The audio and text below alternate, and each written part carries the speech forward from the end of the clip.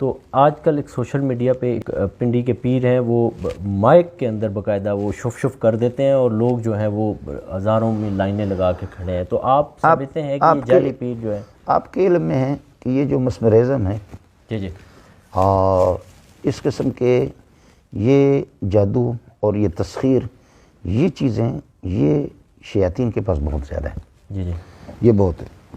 آپ کو لوگ بتائیں گے یہ جو اسود انسی جس نے نبوت کا دعویٰ کیا، اس کے پاس کیا کرشمے تھے۔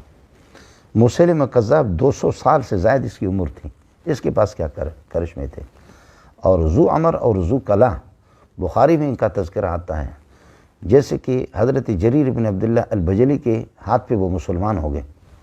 جریر بن عبداللہ البجلی نے اس زمانے میں، آپ کو پتہ کہ یہ میڈیا، یہ ٹیلی فون، یہ ذرائع ابلاغ، یہ چیزیں تھیں، یمن سے ان کو لے کر کے کہا کہ پیارے پیغمبر صلی اللہ علیہ وسلم کی خدمت میں آپ کو لے جاتا ہوں، ہمارا نبی ایسا، اس کی پیشانی ایسی ہے، اس کے دانت مبارک اس قسم کے، اس قسم کا خوبصورت ہے۔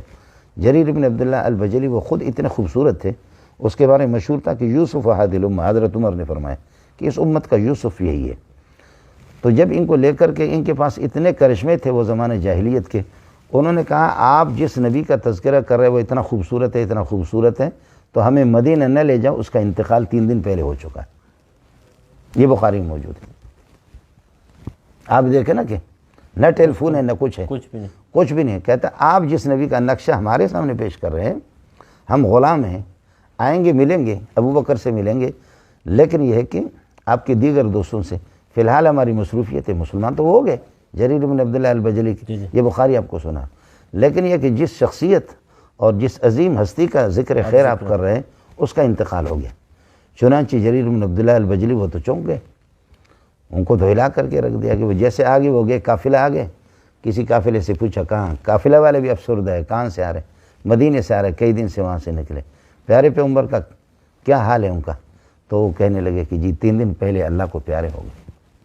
تو یہ کرشمے یہ ہوتے ہیں، یہ سب کے پاس۔ یہ آپ کو میں بتاؤں کہ یہ جنات منات کا میں اتنا ماہر ہوں کہ آپ سوچ بھی نہیں سکتے۔ اچھا جی آپ سوچ بھی نہیں سکتے اس کا۔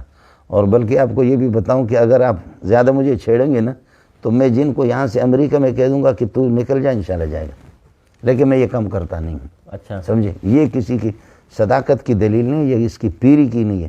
سب سے بڑا پیر جنید بغدادی کے بقول وہ ہے جو نبی کی سنت کا پابند ہو، سبحان اللہ، بالکل ایسے دین کا پابند ہو۔ یہ ہواؤں میں اڑنا، یہ یہودیوں کے پاس اس وقت جو جادو ہے ہواؤں میں اڑنا، یہ ہندو بھی اڑتے رہے ہیں۔ اور یہ جو ہمارے مشائین اور اشراقیین جو فلاسفہ کے 2 طبقے ہیں، ان کی تفصیلات میں جا کر کے فیثاغورس، بطلموس، اور یہ آپ کو بتا دوں گا تو آپ حیران ہوں گے ان کے پاس کیا سے کیا کرشمے نہیں تھے۔ یہ ساری چیزیں کوئی ایسی ان کی حیثیت نہیں ہے۔ پیر کی زندگی کو دیکھو، نماز بھی نہیں پڑھتا، قرآن و سنت سے واقف بھی نہیں ہے، لیکن ماشاءاللہ اس کی کرامتیں دیکھیں، وہ کرامت نہیں ہے، اور اپنے منہ سے وہ کہتے ہیں جی میں تو بڑی میری